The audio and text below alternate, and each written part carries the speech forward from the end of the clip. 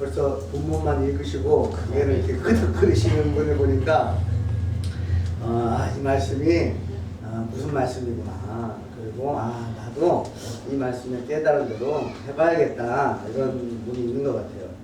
참 은혜입니다. 저는 이번 한 주 카이로스의 시간을 많이 보냈어요. 자, 여러분에게 묻겠습니다. 카이로스의 시간을 그 전주보다 이번 한 주 더 많이 지내셨습니까? 네. 아멘. 네. 이 아멘 소리가 찬양할 때 소리만큼 나올 수 있길 원합니다. 아멘. 여러분 살아본 사람은요 이걸 말하지 않고는 견딜 수가 없는 거예요. 내가 경험한 것이 사이팅하면요 이거를 숨길 수가 없는 거예요. 그래서 우리가 아멘 할 때도 이게 정말 맞습니다라는 게 막 내 마음 가운데 울려 퍼지면 가만히 아멘이 안 돼요. 그래서 어쩔 때 그럴 때 있잖아요. 우리가 헌금 특송하는데 나는 특송자가 아닌데도 이 특성이 너무 그냥 거기 빠지면 나도 모르게 막 같이 찬양을 하고 있는 모습들. 내 자리가 아닌데도 불구하고 내가 거기 확 빠지면 내가 거기 주인공이 된 것처럼.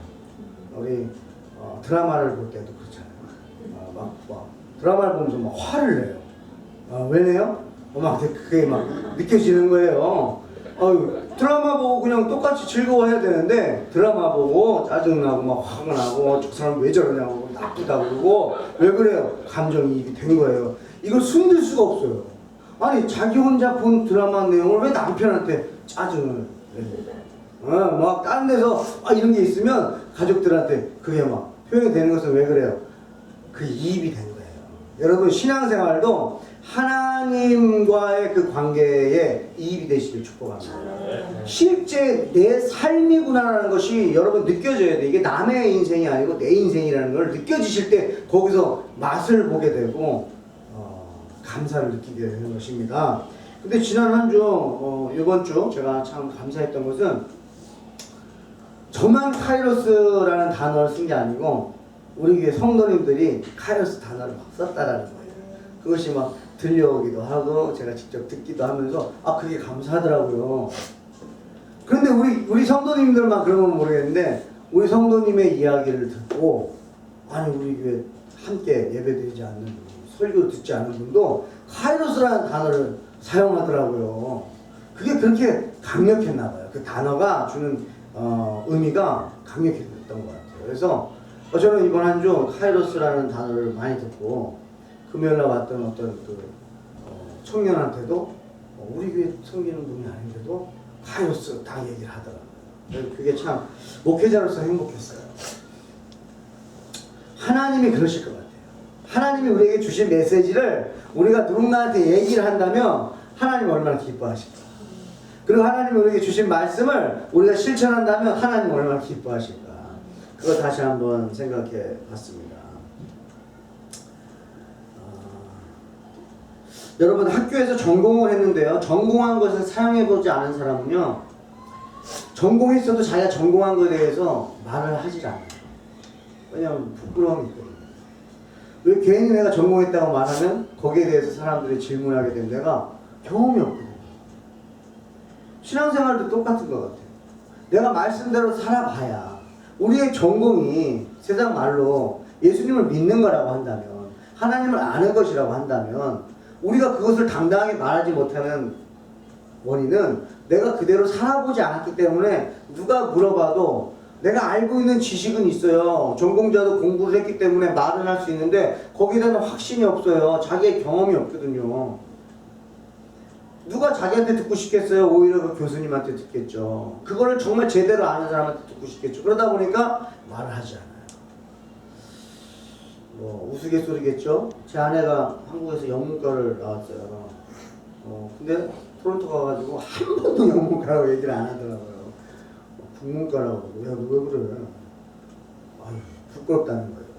그게 영문과를 공부했으면 막 외국에 나가지고 막 유창하게 막 할 것 같은데 거기에 자기가 못 미치는 거예요. 실체적인 실전 연습이 부족했는지 그게 안 된다는 거예요. 그만큼 자기가 전공한 것을 살아본 사람이 오히려 더 말도 하고 전할 수 있는 것입니다. 저희 하늘 기쁨의 교회 성도님들과 제가 하나님 말씀대로 살아보고 그걸 증거할 수 있게 주의 이름으로 축복합니다. 네. 오늘 말씀 묵상하면서요, 한 가지 깨달은 게 있었어요. 뭐였냐면, 하나님이 오늘 결혼이라는 거, 부부관계를 얘기하잖아요. 부부관계, 결혼.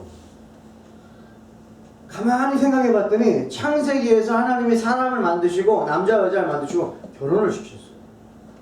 그렇게 인간의 어떤 라이프가 시작이 됐는데, 마지막 요한계시록 21장 가게 되면은, 예수 그리스도와 결혼하는 것이 나와요. 우리를 신부로 말씀하세요. 요한계시록 19장에 가면 어린 양의 혼인잔치가 나옵니다.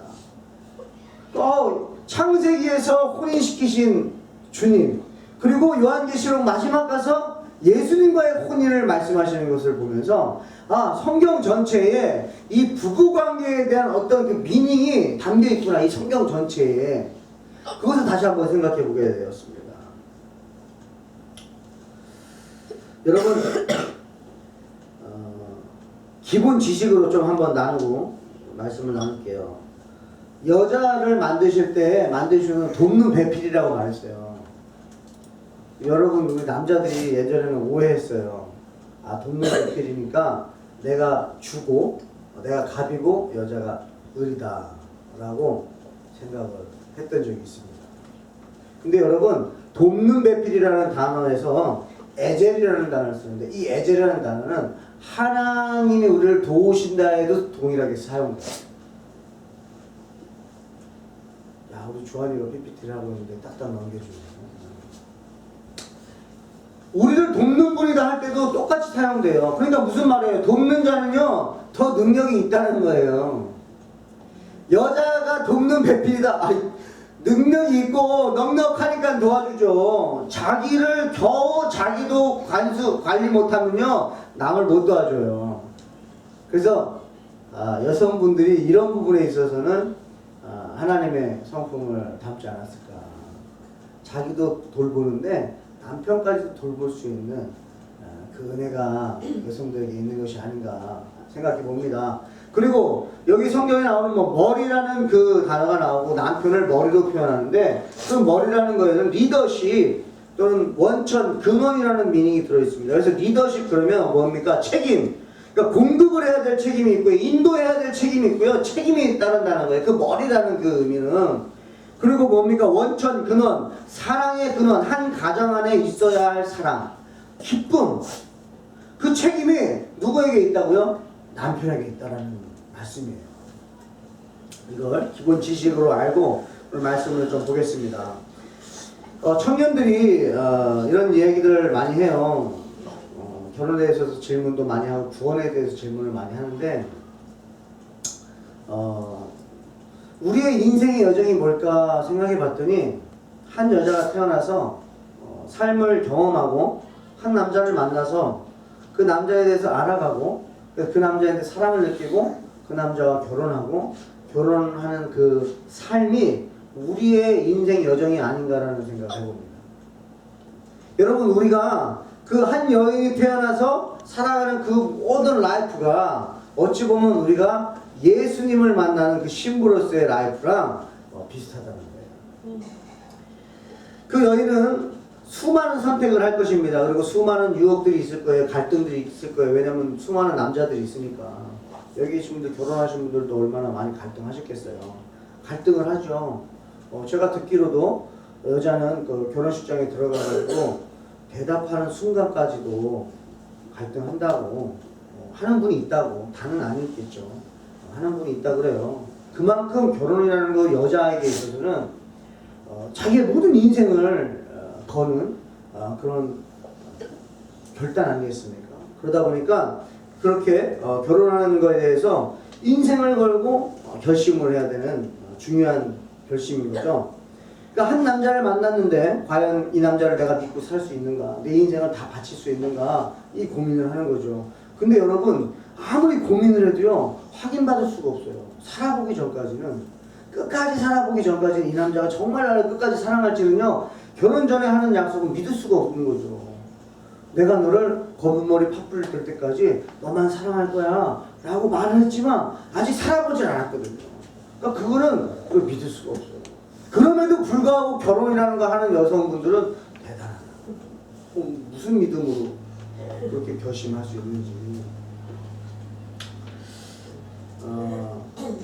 만약에 예를 들어서 제가 스토리 하나 만들어 봤어요. 예전에도 말씀드린 적이 있는지 모르겠는데, 구원에 대해서 이런 얘기를 합니다. 한 여자가 한국에 있어요. 한국에 한 여자가 있는데, 이 여자는 재능이 많아요. 은사가 많아요. 그래서 자신의 능력으로 많이 이렇게 살아갑니다. 그런데 어느 날 자신의 어떤 숨겨져 있던 현실을 발견하는데, 그게 뭐냐면 자기에게 빚이 많다는 걸 알게 돼요. 그게 부모로부터 온 빚이든 자기도 모르게 가지고 있는 빚이 많다는 걸 알게 됩니다. 그러나 그 여자는 그 빚을 다 갚으려고 해도 갚을 수가 없을 정도로 엄청난 빚이 있는 여인이 있어요. 그래서 이 여인이 안 되겠다. 나는 한국에서는 안 되겠다. 그래서 미국이라는 땅에 꿈을 가지고 나는 미국을 가지고 다시 내 인생을 시작해야겠다. 그러고 미국 인터뷰 날짜를 받고 대사관에 가서 인터뷰를 봅니다. 근데 그 대사관에서 일하는 직원이 그 인터뷰를 하면서 당신은 빚이 많기 때문에 안 됩니다.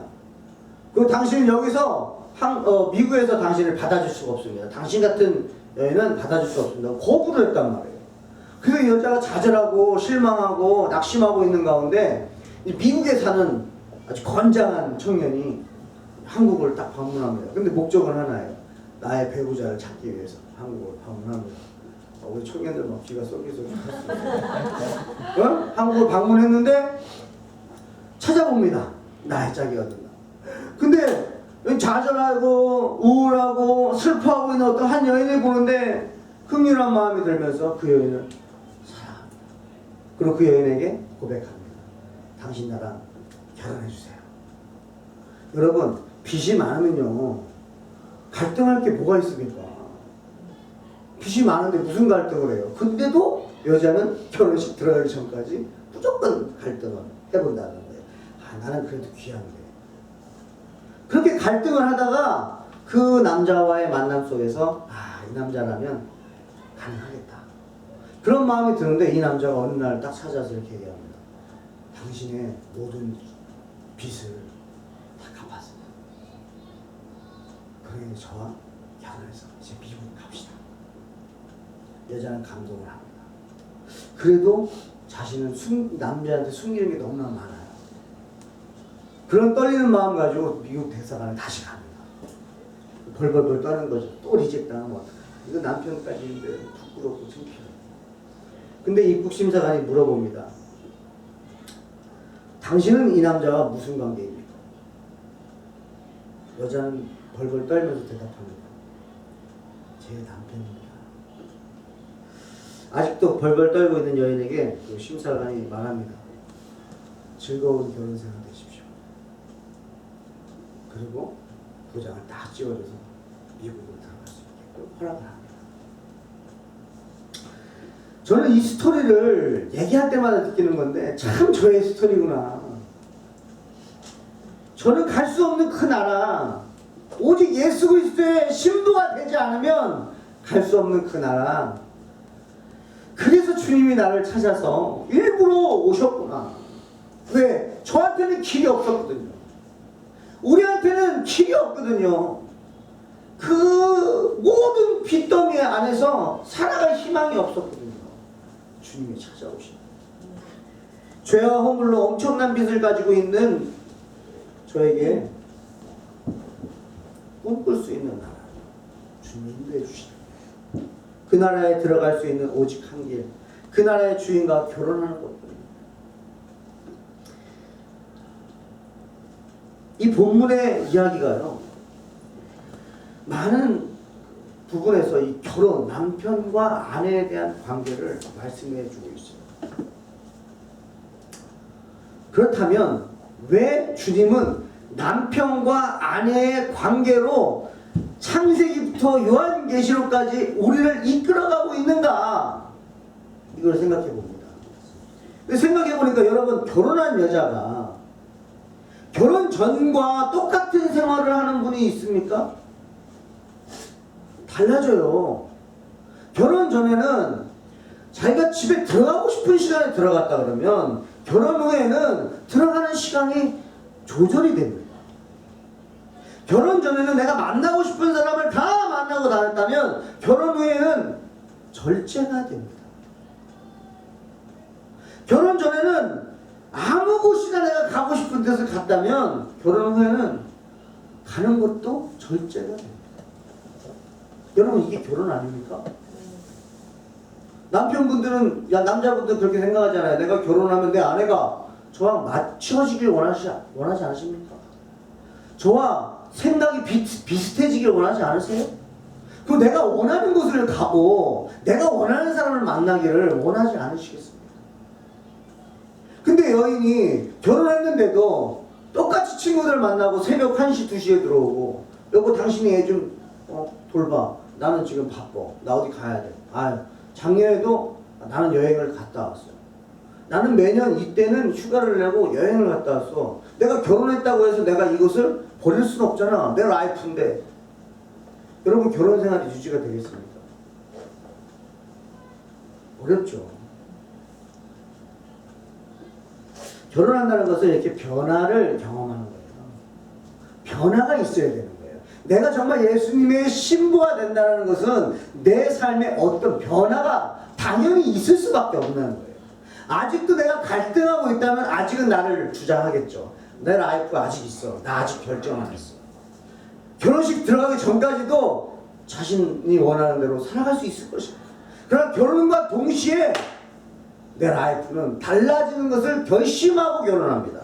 어느 여인이 결혼하면서 내 라이프는 전혀 변하지 않을 거야. 단지 그냥 내 옆에 한 남자가 생긴 것 뿐이지 내 라이프를 터치할 수 없어. 이렇게 하는 분은 없어요. 왜? 사랑해서 결혼합니다. 서로 좋아하기 때문에, 맞춰주고 싶기 때문에 이런 마음들이 올라오는 것이죠. 그러니까 우리한테 그게 있어야 돼요. 여러분, 신부가 세마포로 있습니다. 하얀 드레스를 입어요. 요한계시록 19장 8절에 이렇게 말씀하세요. 그에게 빛나고 깨끗한 세마포 옷을 입도록 허락하였으니 이 세마포 옷은 성도들의 옳은 행실이로다 하더라. 레위기 16장 4절에 거룩한 세마포 속옷을 입으며 세마포 속바지를 몸에 입고 세마포 띠를 띠며 세마포 관을 쓸지니 이것들은 거룩한 곳이라 물로 그의 몸을 씻고 입을 것이며. 또는 마태복음 27장 59절에 요셉이 시체를 가져다가 깨끗한 세마포로 싸서, 예수님이 죽으시고 그 시체를 세마포로 쌌다는 거예요. 그 두 가지 의미가 담겨 있습니다. 하나는 죽은 사람을 쌀 때 사용하고, 또는 새로 태어날 때를 상징하는 거예요. 다시 깨끗해지는 걸 말하는, 백지 상태를 다시 말하는 거예요. 다시 본어게인을 말하는 거예요. 그러니까 무슨 얘기예요? 하얀 드레스 생각하면 우리가 순결을 의미하는 것처럼 옛사람을 벗어버리고 새사람을 입었다는 것이에요. 결혼이라는 의미가 그렇게 담깁니다. 옛사람을 벗어버리고 새사람을 입었다. 여러분, 예수님하고 결혼하셨습니까? 네. 아멘이세요? 네. 아멘. 그러면 조금씩 예수님한테 맞춰지는 삶을 살고 있다는 것입니다. 저도 지금 결혼 이제 13년. 여러분 앞에서, 번데기 앞에서 주름 잡는 거겠지만 13년 됐습니다. 지금도 완벽하게 제가 아내한테 맞춰주지 못하고, 아내도 저한테 완벽하게 맞춰주지 못해요.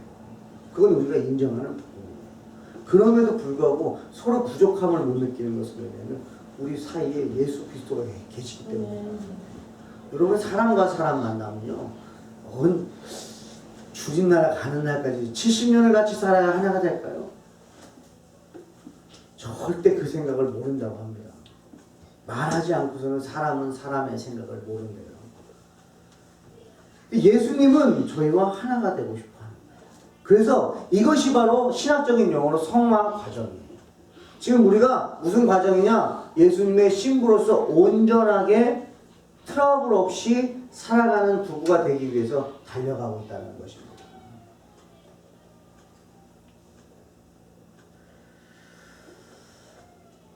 오늘 본문을 통해서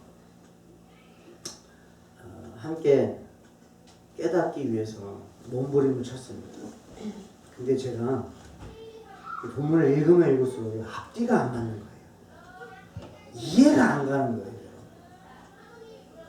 아내는 남편에게 복종하라 그렇게 말씀하시는데, 그 복종을 누구에게 하듯 하라고요? 그리스도에게 하듯 하래요. 그러면 그리스도에게 하듯 하라니까 아내가 남편한테 어떤 복종을 해야 됩니까? 엄청난 복종을 해야 되는 거예요. 어떻게 이렇게 복종할 수 있나 이해가 안 가는 거예요.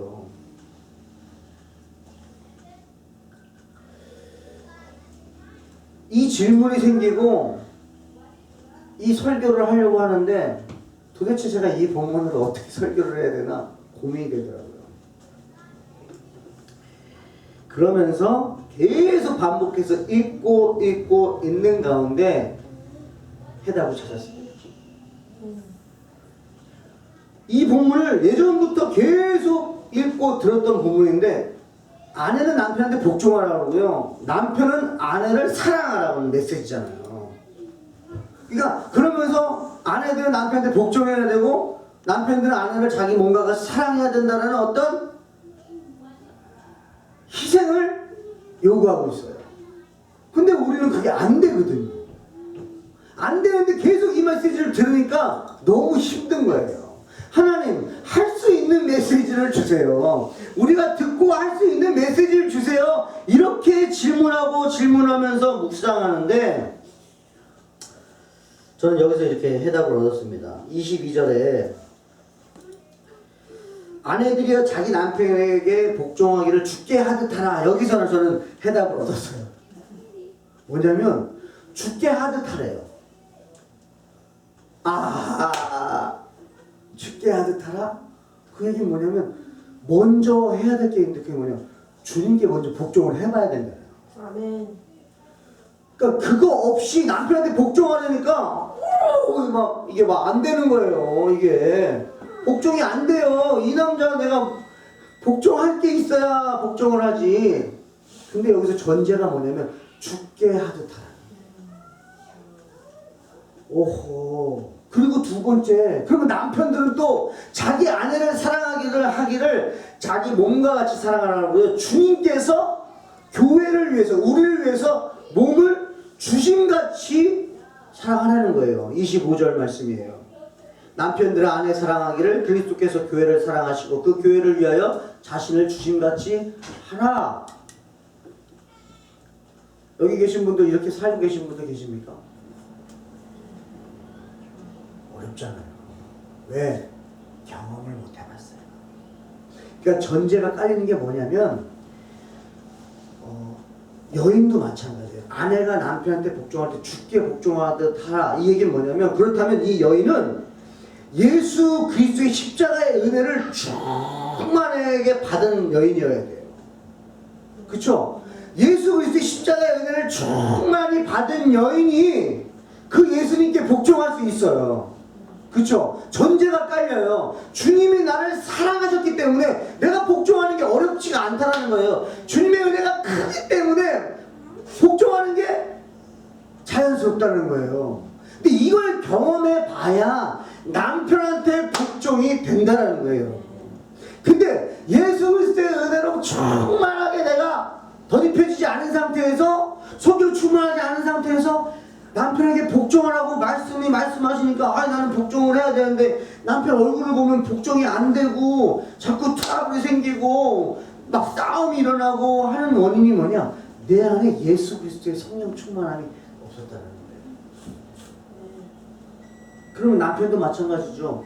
아내를 사랑하기를 자신의 생명을 주기까지 사랑하시려면 뭐가 전제가 돼야 되냐면 그리스도께서 교회를 사랑하시고 그 교회를 위하여 자신을 주심같이 그 경험. 그러니까 교회는 뭐예요? 내 자신이잖아요. 우리잖아요. 성전이잖아요. 우리를 위해서 예수 그리스도가 나를 위해서 십자가에 죽으셨다라는 그 은혜를 내가 성령 충만하게 덮여진 상태에서 아내를 볼 때 그 아내를 내가 소중하게 여길 수 있다는 거예요.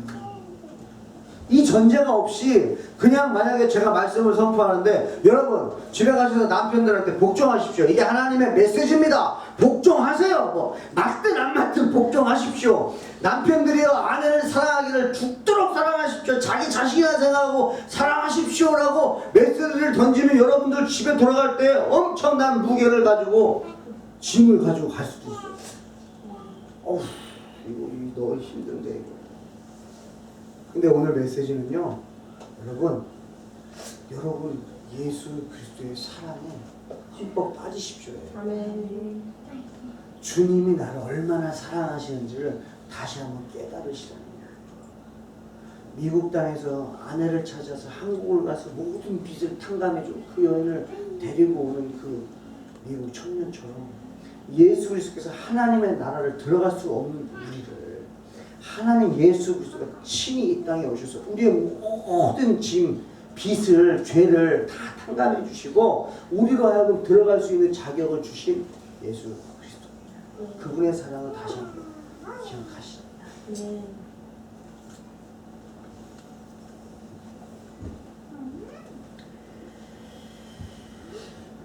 부부관계를 잘 하려면 꼭 해야 될 것이 있다고 합니다. 첫 번째는 많은 시간을 같이 가지래요. 시간을 같이 갖지 않으면 어렵답니다. 두 번째는요, 대화를 많이 하셔야 돼요. 대화를 많이 해서 서로의 속마음을 이끌어내셔야 돼요. 근데 시간을 많이 갖지 않고 대화를 많이 하지 않으면 어렵다고 합니다. 근데 또 작정하고 대화를 하려고 그러는데 서로 대화법이 달라가지고 대화가 안 되는 경우도 있어요. 우리 다들 아시죠?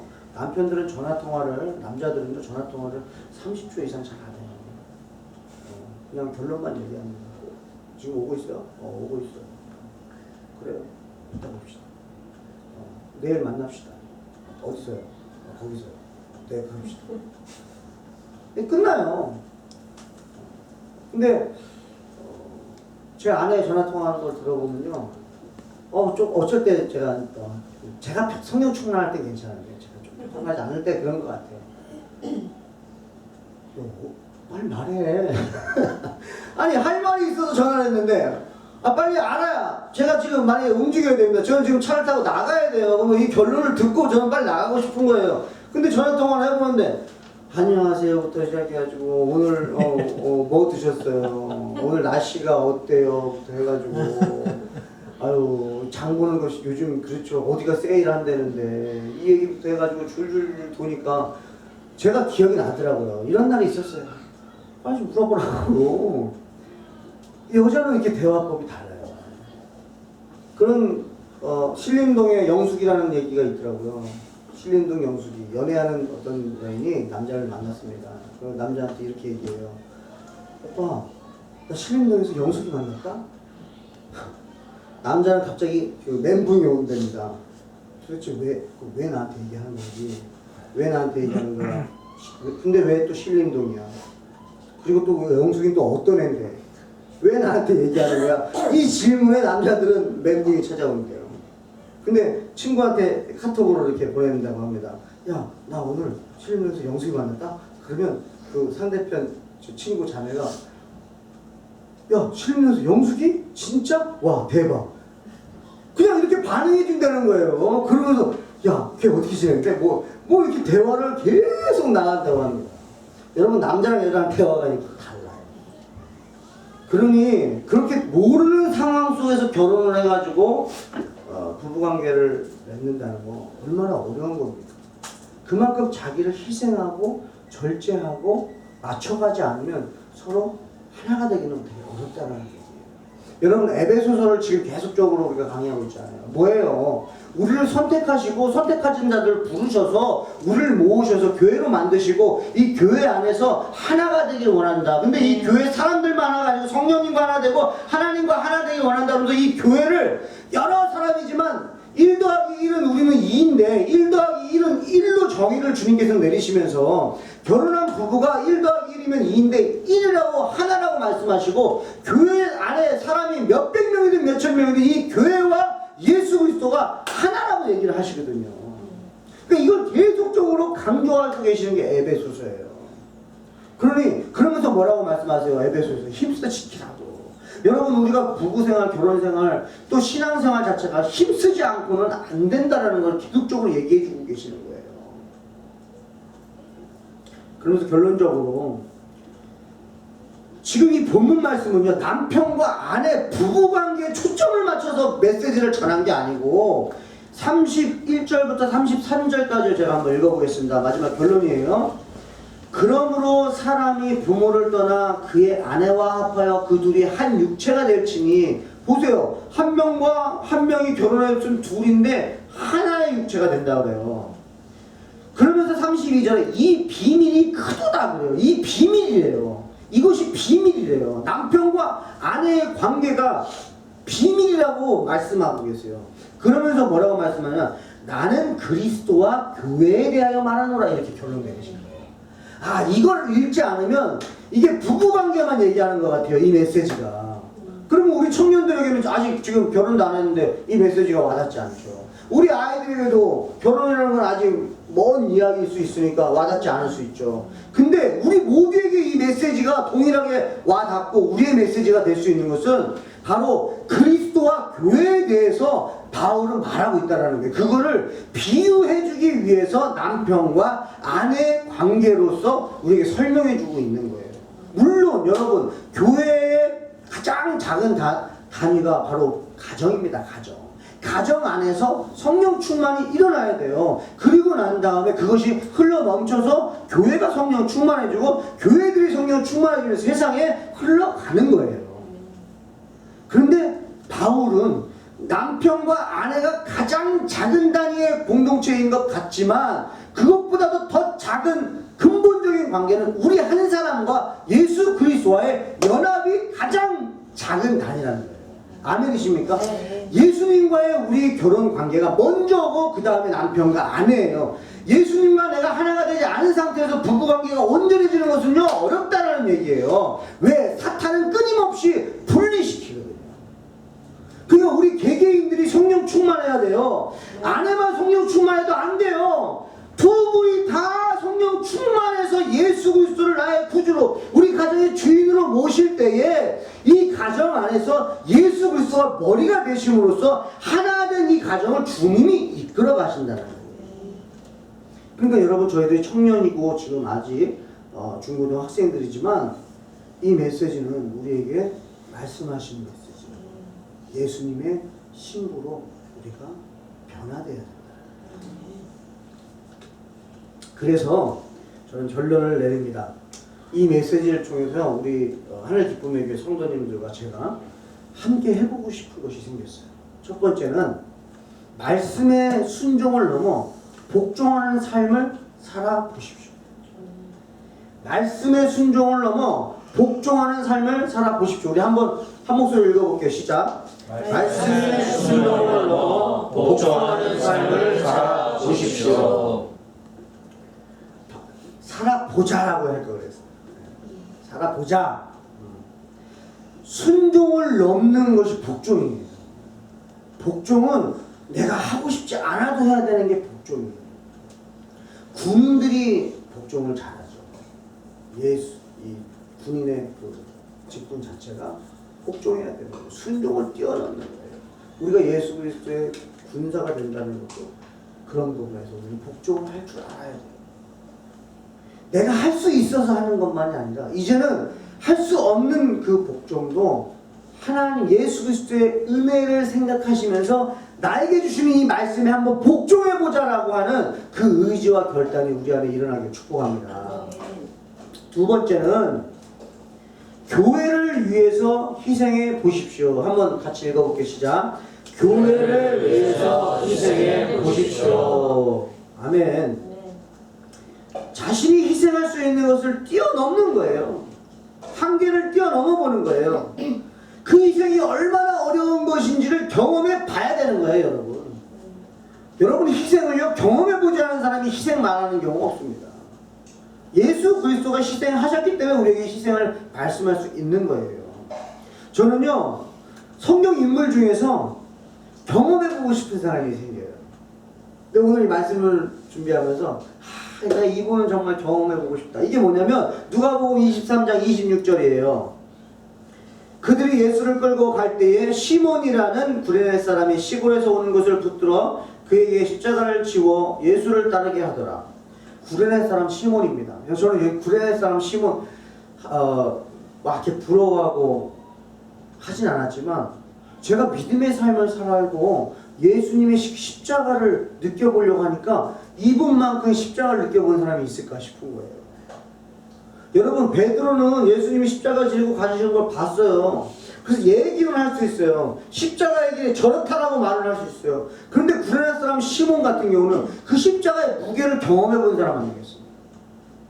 십자가의 무게를 경험해보고 그 골고다 언덕이 어떤 길인 것도 알고 그걸 짊어지고 올라가는 것이 어떤 기분이고 어떤 마음인지도 느껴봤다는 거예요. 구레네 사람 시몬 자녀와 그 가족은요 다 구원받았어요. 성경 바울의 그 로마서에서 나옵니다. 그러니까 구레네 사람 시몬이 참 부럽더라고요. 여러분 사랑도 해본 사람이 알아요. 사랑이 뭐구나.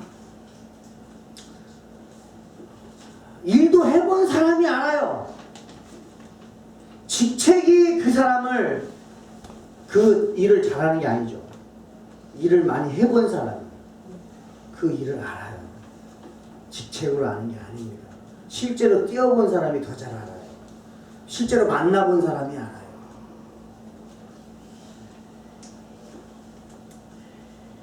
교회도요 사랑해 보신 분들이 알아요. 교회도 어떻게 사랑하는 거구나. 왜냐하면 사랑을 해보면서요 미스테이크를 경험하거든요. 신앙생활 해보면서 미스테이크를 경험하거든요. 그러면 깨닫기 시작해요. 그러면서 내가 지혜가 부족했구나. 내가 내 의지를 했구나. 하나님의 말씀을 해야 되고 하나님의 사랑을 해야 되는데 그러지 못하고 깨닫기 시작해요. 근데 한 번도 경험을 해보지 않은 분은 아예 몰라요. 말을 못해요. 그래서 저와 여러분들이 경험해보고 우리가 말할 수 있기를 원합니다. 그리고 청년들이 있어서 이 말씀을 통해서 한 가지만 나눈다면 청년 때 이런 영적 체험을 하시길 축복해요. 그리고 남편이 이 정도가 돼야 되는구나 하는 걸 알고 결혼을 하셔야 돼요. 저는 그러지 못했어요. 근데 이걸 보고 결혼하려고 그러면 어떻게 결혼을 여러분 쉽게 하겠습니까? 그러니까 여러분의 수준을, 우리의 수준을, 영적인 수준을 그리스도와 정말 하나 되는 것에 집중해 보세요. 그리고 결혼을 해야 얼마나 온전한 가정을 이루겠습니까? 나도 불완전하고 상대도 불완전한 경우에서 만나가지고 차별이 많을 수가 있어요. 그러나 우리만이라도 성령 충만한 가운데 잘 무장되어서 배우자를 만났을 때 정말 남편에게 복종, 또 아내를 사랑하는 것이 정말 그리스도가 하신 같이 우리가 할 수 있게 축복합니다.